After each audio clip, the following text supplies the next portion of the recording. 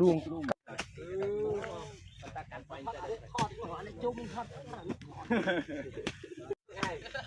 เจ้าวันนี้ทอดละ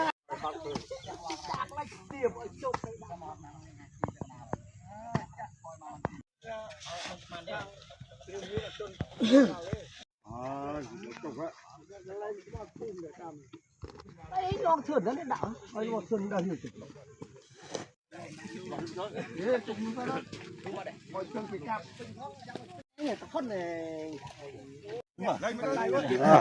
ถอดไว้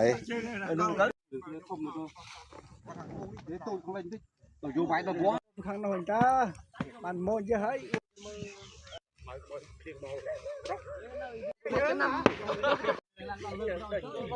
ตาเชื่อยืงเลยจับตั้งกุ้งขนาดนี้จึงมอง